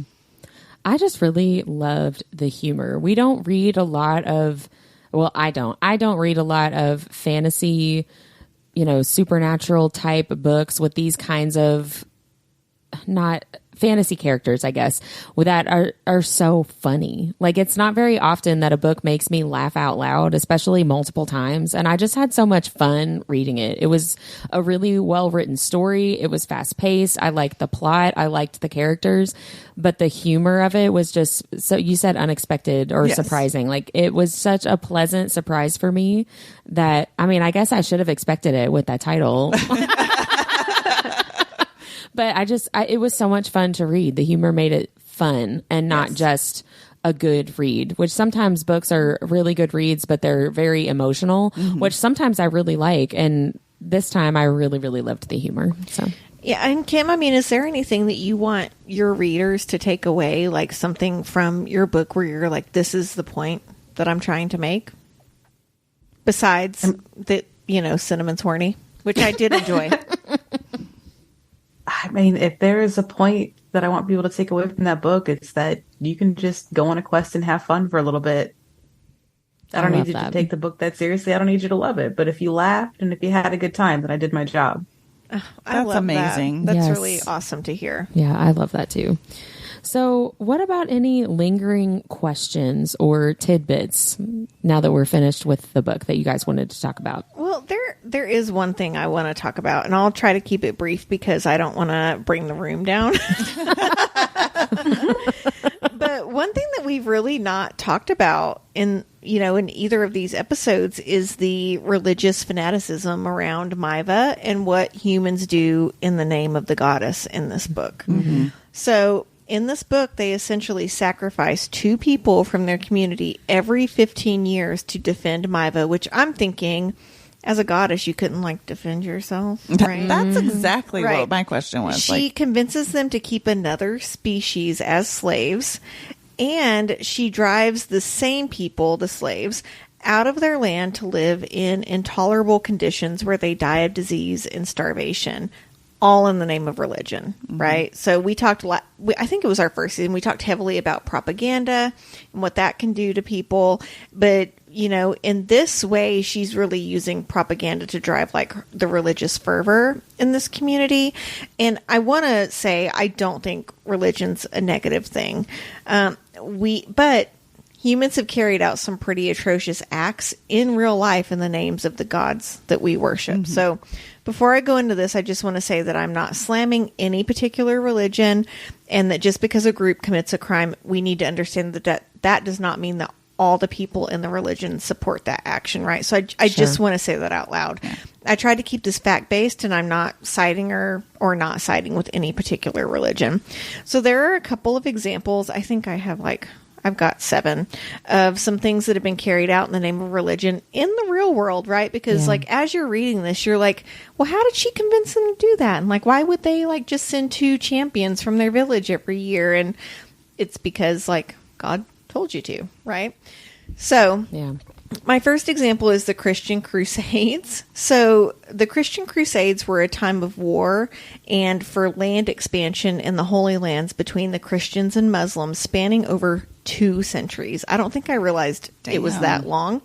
And to sum it up, Christians thought they had the rights to the quote-unquote Holy Lands, but so did the Muslims, right? And we're seeing some of this still play out today. I was just thinking, right? It hasn't really stopped. Right. So the second one is called the Inquisition. And we know Monty Python talks about the Spanish Inquisition, right? And makes it kind of funny. But this is actually really serious. Tracing back to the 12th century, the goal of the Inquisition by the Roman Catholic Church was to keep its own members faithful by holding trials for those with unorthodox beliefs within the church, and for a long period of time engaged in torture to coerce them back to their side of religion. Right. That's the best way to convince people. Right, through torture. Why not? Right. So number 3, and this is one we touched on earlier, is the Mayan sacrifice. Human sacrifice blossomed in the Mayan culture between the 11th and 16th centuries, all to appease the feathered serpent god that you mentioned earlier, interesting. Mindy. Maidens were drowned in sacred wells, and the other victims either had their hearts cut out, they were shot with arrows, or they were just simply beheaded. Fun times. Sidebar, I went on a trip. Where you got beheaded? No. Let me tell you about the time I got beheaded. No. We went to Mexico, and Robbie and I took a tour of Mayan ruins, and the tour guide, I couldn't tell you any of the actual facts that he told us, but he talked about human sacrifice in a way that I had never heard anybody talk about it before, because it was very much like, well, of course, this is what they thought, because this is what was happening. This is the historical context. They had no technology. Like, this is what they believed to be true. Well, it's the it was same really thing, interesting. Right. It's the same thing as Maiva in this book. For Exactly. 700 years, she's told the humans, this is what it is. This Right. is what you need to do to protect me. I protected you against these people. Exactly. I've Yeah. driven them out of their lands to get them away from you. So why wouldn't you want to do this, right? And Yeah. then it's like generation upon generation of like, well, we got to keep the people safe, right? Yeah, and just like we look back now and are like, they sacrificed people. Isn't that terrible? Like, that's how it's taught, right? But there was a whole context. But that's it's why very we love, it's interesting. That's why we love Cinnamon so much, though, because she's like, no, that's kind of fucked up. Right. We're actually Well, not going sure. to do that. Yeah. Right. Even though, I mean, she's never left her village. Right. She has no and- context for and it. It Yeah. does go to show that, like, I don't like the crutch of like I was raised that way. Sure, Right? And yeah. and Kim, I'm going to say I was raised in the South, and so I like heard that all the time, and I don't like that excuse. It's just not a reasonable excuse. You know what is good and what is bad. Right. Moral So- compass. Yeah. Right. So the fourth one is the witch trials. And I don't think this one needs any type of explanation. And in my opinion, is just something that started in the name of religion, but became a way for men to ultimately control the actions of women. It's really what it boiled down to by the 100%. end of it. Do you think men do that? I'm kidding. Felix doesn't. We know that much. He would never. I know, right? So the fifth one is the Taiping Rebellion. And this was a time of radical political and religious upheaval that lasted for 14 years in China, but ravaged 17 provinces and took an estimated 20 million lives. Oh, Damn. Which, I mean, gosh, right? Okay, so number 6 is the partition of India, which divided British India into what we now know as India and Pakistan. Okay, so one reason for partition was the two-nation theory, which stated that Muslims and Hindus were too different to be in one nation. And as a people fled to the country of their religious choice, so either Pakistan or India, over 7 million people were displaced. The newly formed governments were unable to deal with the forced migration. Like forced. You had to go to the country where your religious standards lived, right? And massive amounts of violence occurred on both sides of the border. And it's estimated that over 1 million people died during this time, where they were like, well, we'll just divide up the area. No big deal. Right. And last but not least, the Holocaust. Some asshole named Hitler carried out mass execution in the name of religion, in which 6 million people of the Jewish faith perished. So while we're like, well, how come these humans believed Maiva for 700 years? Right. We're still doing this shit today. So, Kim, one of my questions for you is, I mean, you've got some very heavy themes in these books. And so did you do a lot of research for these, or is this something that you've always been passionate about? Or can you tell us a little bit more about that? It's sort of something I've always been passionate about, because when I was younger, I was raised religious, and it just did not fit with me at all. So I did not stay in the church for a long time. But again, like, I've seen the atrocity committed in the name of the religion. And one of the scenes that I really wanted to have in the book was Usha's choice. Because when Usha finds out that everything that she knew was basically wrong, like the goddess she worshipped was wrong, she's been walking past enslaved people for years, just working at her inn. And in that moment, her entire life view shifts. And when Sin asks her, not that I'm mad about this, but why are you helping me? And she's just like, if I was in that position, I wouldn't be able to forgive the person that walked past me. And I just wanted to have that moment where she's like, I can't. Now that I know that this is wrong, I can't walk away from this. Yeah, I loved that part so much. And it really got me thinking to the number of people that would be like, well, this is what I know. And this is, and now I can't like go back on all these things I've been taught, which is how we get caught in these horrible cycles of despicable behavior. And I said this earlier, that is why I love this book. It's funny, but it really makes you stop and go like, okay, wait a second, I really need to think about this, because these things actually do happen in the world, and like, why do they keep happening? Yeah, it's Definitely. really And layered. And it I know this is a controversial take, but like if I saw something like that, I would change my mind on a dime. And I feel like more people should. Right. And you would hope that more people would, right? But I think that's what's so hard is I'm like, well, would they?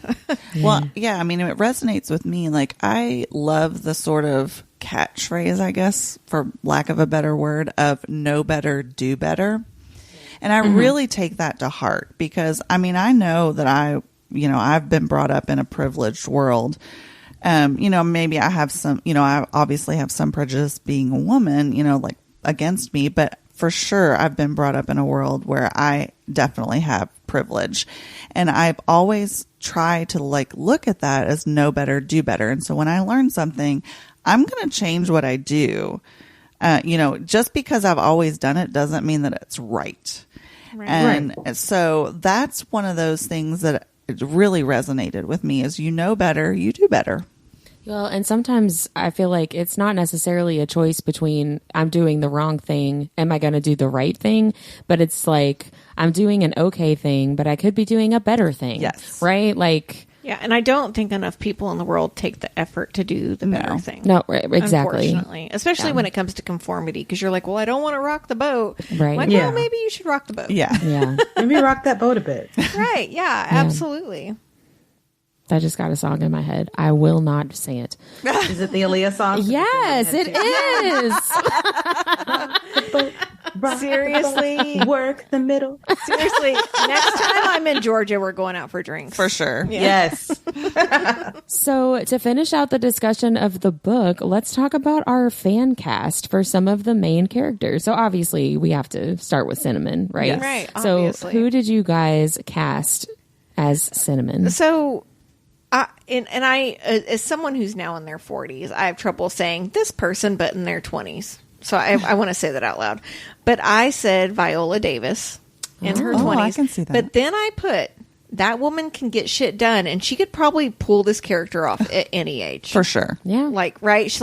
She has that personality. She's sassy. She knows what she wants. She gets shit done.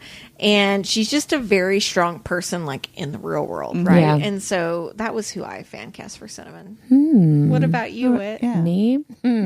Well, I do sometimes cast for vibes and not necessarily like, oh, they fit the description. So, for Cinnamon, I actually picked Zendaya. So I actually thought Zendaya too, but she doesn't have the correct body type. That's Well, why see, I went with her vibes, right? Because What's funny is I picked her for Brie. did you really? Yeah. That is funny. So she can do the funny, like self-effacing humor, but also still be strong and the lead. You know, One thing I really love about Zendaya too is she doesn't always play the lead of like the pretty girl, Right. And that's something. But I mean, I imagine Cinnamon to be like gorgeous, though, to be honest, just Well, because sure. I love her personality. I think I would be very attracted to her as a person. So honestly, Zendaya got bumped out only because of the body type. Like, I like that Cinnamon is thick, and I love that, like, Fallon likes to be between her thighs, Yes. and like, because I'm like, well, yeah, that's me. Like, no offense, but Zendaya probably doesn't eat a lot of cheese. she could not be the cheese queen, right? Right? Yeah. Who is your fan cast for Cinnamon? So I picked Amber Riley from Glee. Oh, yeah. I just think she's got the sass. She's gorgeous, and she can pull off sophisticated. She can pull off funny. But I also kind of thought too, and this is somebody I don't really know a whole lot, but when I was kind of doing some looking into, some curvier actresses, and she's not even really an actress, she's a blogger, but Gabby Fresh, I don't know if you've heard of her. I'll have to look her up. She's got like a whole line of plus size swimwear, and she's just cool. like a really well-known blogger, and she also has like a colored hair, like she's got lighter hair. Cool. I don't know, so I could sort of see her in that, but really Amber Riley, as far as vibe and like being like comedic and sexy at the same time, I totally see her as Cinnamon. That's a good choice. Kimberly, is there a celebrity that you see in that role? Yeah, Dominique Fishback. Oh, I'm like, why did I not see that? Okay. Yeah, 100%. I originally picked Keke Palmer, but as soon as I saw the last Transformers movie and I saw Dominique's mannerisms on camera, I'm like, oh my God, that's cinnamon. That is cinnamon. I almost said Keke Palmer. I did too. I looked at Keke Palmer as well. That's funny. She's great. What about Fallon? Who did you guys cast? Oh my gosh. So for me, it was Remy High he's in Crazy Rich Asians and In a Simple Affair with Blake Lively. Okay. I think he is so hot. First of all, he's got the swagger. And if you've seen, Kim, please stop me if I'm wrong, on the new cover for the book, I mean, the Fallon looks like he's of an Asian descent. Right, but he's like fair skinned, right? And so I was really interested in that, and I'm like, well, Remy High really hits all of that, and I've seen him with his shirt off, and he looks really nice, and he's got the confidence to pull off a Fallon. What's yours, Mindy? Yeah, you go, Mindy. So, Mindy's looking at me like I'm crazy. I'm wondering. No, what she's I'm over just there. no. You'll see in a minute, Mindy. She's like it was Doug from Nickelodeon. Who's your Fallon, Mindy? So my first inclination was somebody that you brought up with A Realm of Ash and Shadow, and it's Avon Jogia. Because I think he's super sexy. But then when I was doing my deep dive and I kind of realized he was probably more of a Japanese dragon, I kind of had to search for a Japanese actor. And I'm not like, I'll fully admit that I'm not like super like informed about Japanese actors, but I kind of looked up some popular ones and I stumbled upon Makenyu Arata. He is fucking sexy. So like if you look him up, I just like I don't even know what he's in or anything, but he's hot. I can see him. I'm pulling up a picture. I don't know if I agree with that one, man. Really? Him? No, that's not the picture that I got. Okay, yeah, all there right. was a much sexier I'll one. keep looking. Yeah, no. What was yours? Whit? So I don't even want to share my pick now.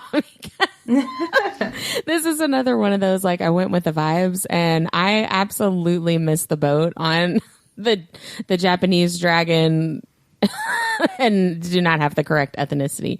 But I went with Chris Hemsworth.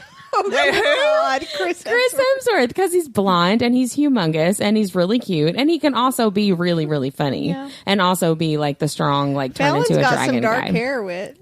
No, he doesn't. Yes, he does. His Fallon hair has is black hair. black. Stop.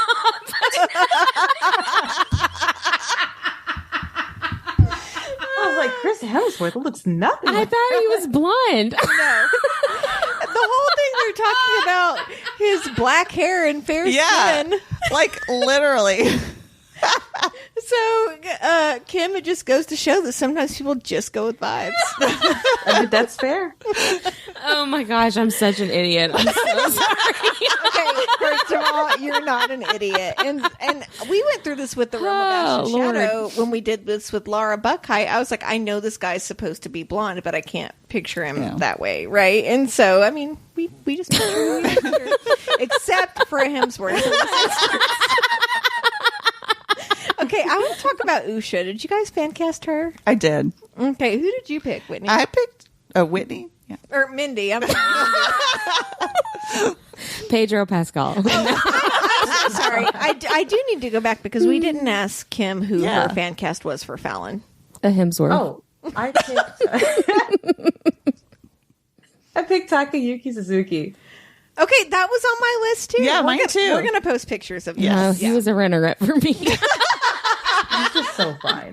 Sorry. Okay, let's go back to Usha. Oh, Mindy, Lord. who was your Usha? I will forever picture Julie Walters as Molly Weasley as Usha. Really? Yes, I don't know why that's what pops in my head. That is so random to me. That's almost as random as a okay. Hemsworth. I just think like when like she's an innkeeper. Did I misread that she's redheaded? No, I think she is redheaded. Oh, is she? Well, you know what? I'm not going to say. Is she redheaded, Kim? Yes. Okay, I did miss that. I don't know what anybody looks like. So I really thought of Usha being more of like an Indian descent. Oh, okay. And so I picked Vidya Balan, and she's a Bollywood actress, and she just looks like she would not take shit from anybody, and that's why I picked her. But she also like she's how can I explain this? She has a very average body type, which is how I pictured Usha, because I feel like a lot of Bollywood actresses are supposed to be like super thin, and it's very much like that supermodel mentality. And Vidya, being as beautiful as she is, does have an average body, which I really, really like. And that's how I pictured Usha. Because Usha likes cheese. She likes alcohol. She was running an inn, right? And definitely I was thinking of someone in like their mid-30s. That's so funny that you wouldn't think then Molly Weasley. Because I think she's... Anyways, Julie Walters as Molly Weasley. Because she's so take charge. And like, I don't know. That's so funny that you all... I thought somebody would like sort of agree with me. But that's not the case. We can picture whoever we want to picture. Okay, Chris Hemsworth. Whitney, I shudder to ask who's your Usha. No, I have a good one for this one. Okay. For actually both Brie and Usha, I picked the same actress. Yara Shahidi. She's on Blackish, and she is like friends with Zendaya in real life. Okay. And actually Florence. So you just wanted to stay in Zendaya's circle. Yes, like I picked Zendaya for the vibes for Cinnamon, and then I kind of went with like, okay, who could play with her and be the same kind of vibes. Sure. And Florence Pugh is also really good friends with Zendaya, so I had her. I think she is so fucking beautiful. I had those two actresses, like either one of them could be Brie and either one of them could be Usha and do a good job. I could see Florence Pugh as a Brie, and I'm not sure what her ethnicity is supposed to be, but she has some Brie vibes for sure. Yeah. So Kimberly, who was your Usha? You say Sloane. What is that person on? Let's see. Let me go back. I just know her from like different comedy shows and things. Let's see. She is on The Great American Jackoff, Chick Fight, Making History, The Daily Show, and Adorableness. Oh, I've seen her on The Daily Show. That's where I know her name from. That's where I usually see her. Yeah. Okay. Yeah, But she's perfect. Hilarious. She is, and it's almost like that more subdued humor like Brie has, because Cinnamon definitely has more like Lion Leo tendencies, right? And so you have to have a friend who also can keep up with that, but also is like cool with being the quiet one sometimes too, right? Oh, Usha is never quiet. That's why I picked Usha Sloane, because she has that take no nonsense attitude, and she will just take charge of any situation. Be like, we're doing this one now. Everyone follow my lead.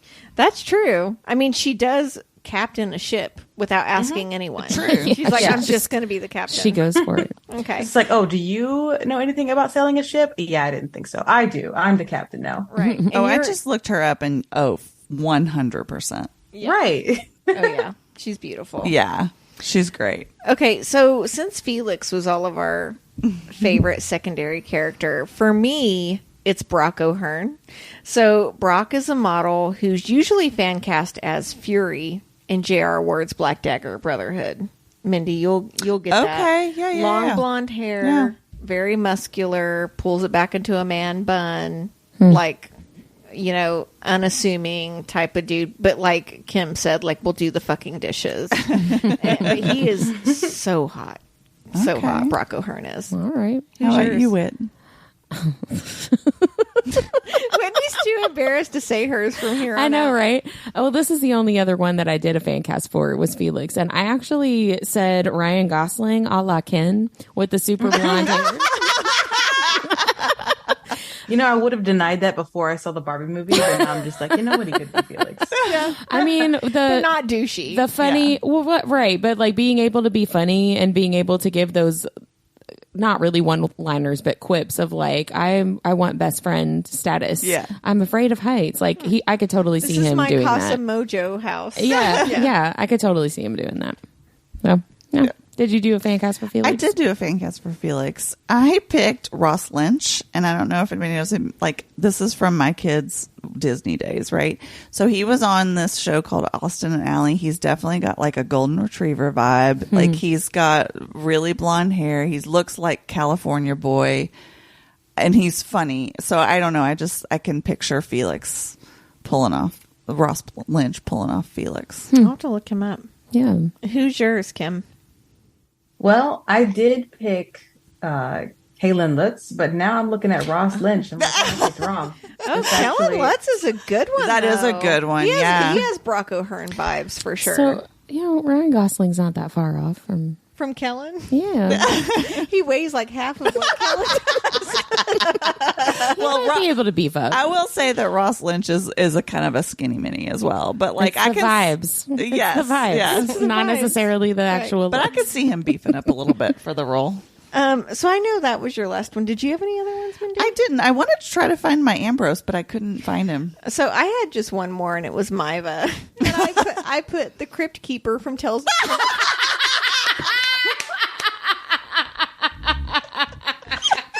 talking about her like flesh falling off and her eyes are falling out. Those are definitely the right vibes. See, it's funny you say that because I picked Viola Davis for Maiva because I'm like, if there's anyone that could pull off the performance and still make it look great. Yeah. You're absolutely right. 100%. That's hilarious. Yeah, I feel like Viola's too pretty for that part, though. It's funny. Your cinnamon is her some of Maiva. that Walking Dead makeup, but yeah, that's right. They had some good makeup options over there. That's great. They did. So, is there anyone that we missed, Kim? Though, where you're like, this is who I would pick for this character? I don't know if you guys remember Baraku, one of the orcs, but I cast him as Dave Bautista because I just thought it would be funny. Oh, that's really great. Yeah, I did really enjoy the orcs. I in did this too. book. I hope we did get to too. see more of them. You do. Good. Just keep reading. They're good cinnamon rolls too. I really like them. I actually have a question too. Do we see any more of Dante? Yeah, he's actually book 3. Yes. I really feel like he needs a happily ever after. Oh, He yeah. does. He really does. And plus, I cast him as Jason Momoa just so I had to. Oh, okay. I'm 100% on board with that. I'm into that. Yeah, 100%. Were there any other questions that you had, Whit?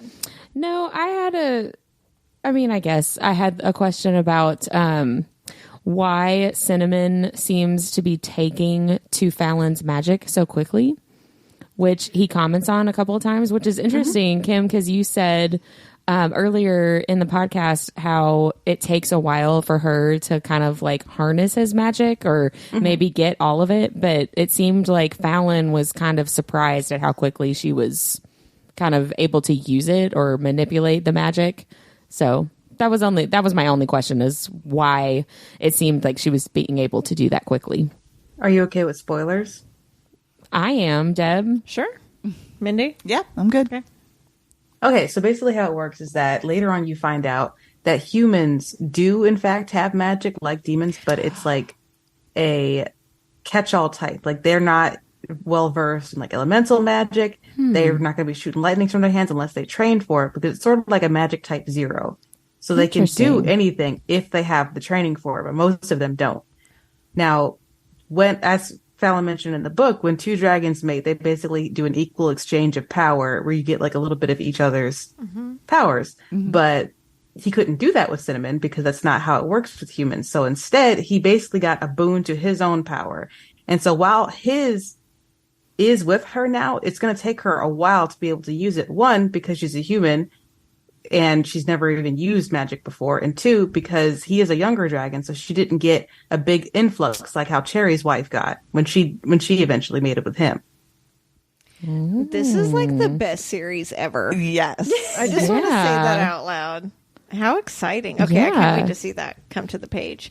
Right. But when you get to Dante's book, you notice that his wife basically starts shooting shit out of her hands, and it does backfire. Like she does hurt herself quite a bit.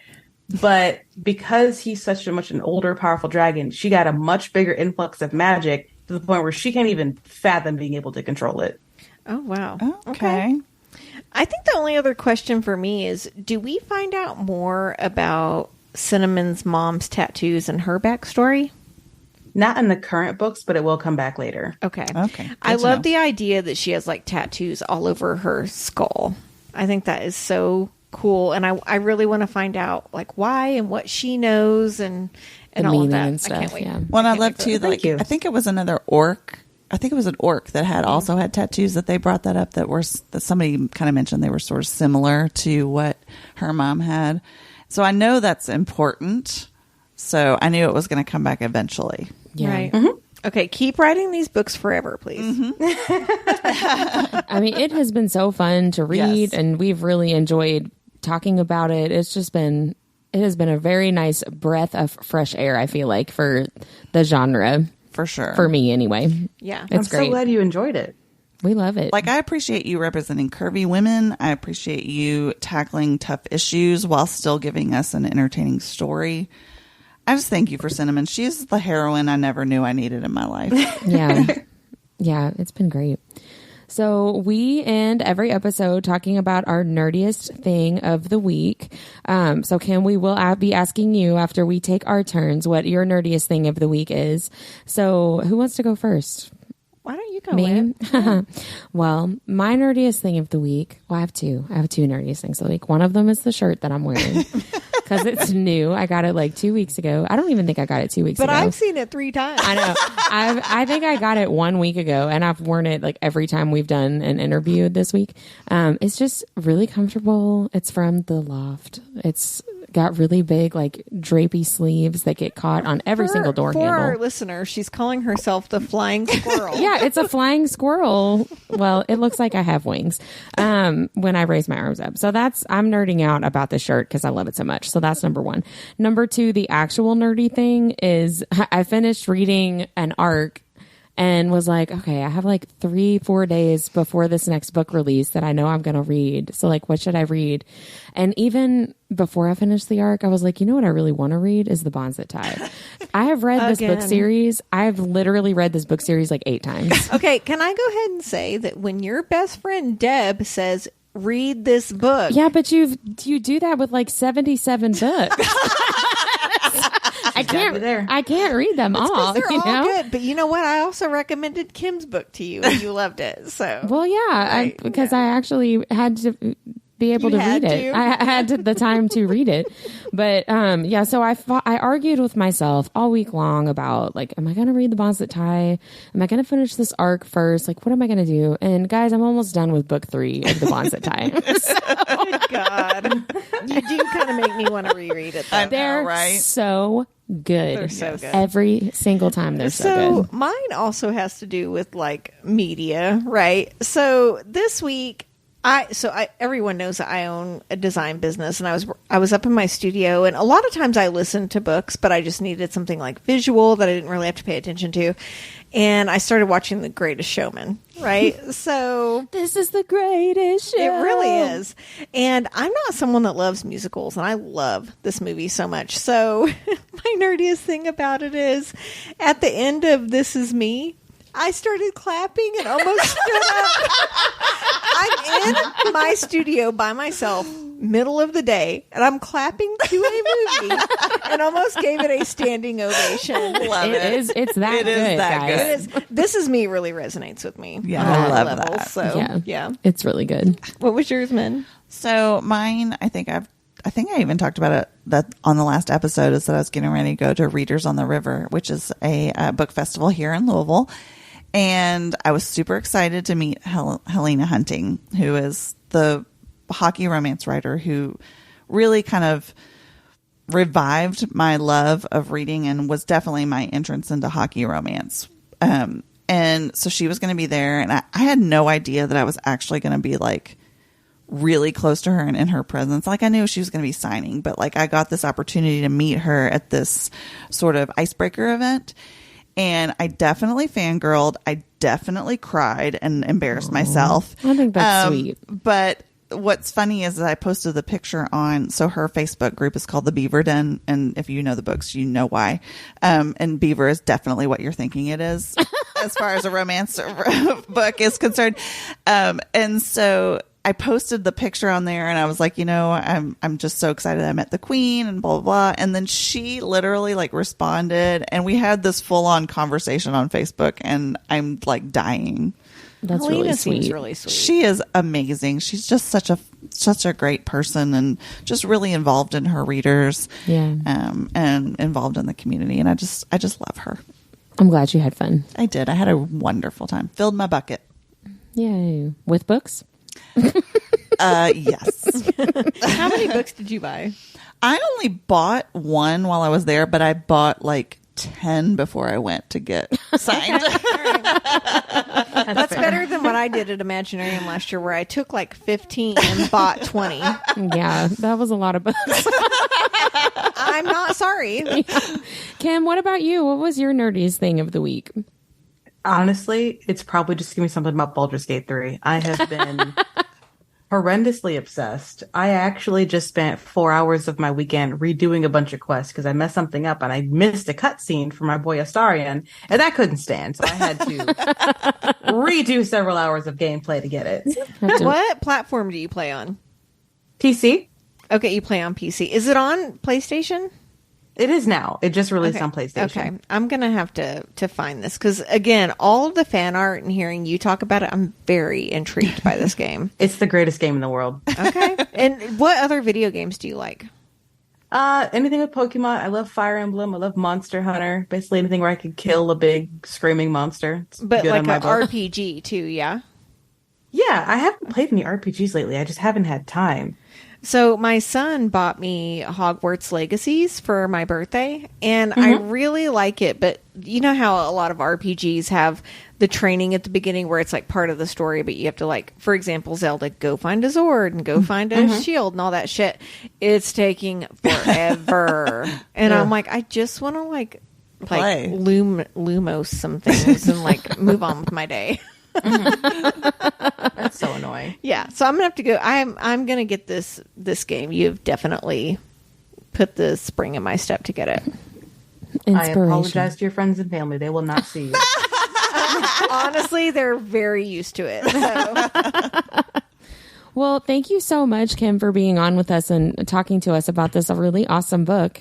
And we all, I think, are going to go read the next one. Definitely. Instead of anything else that's on our TBR list, right?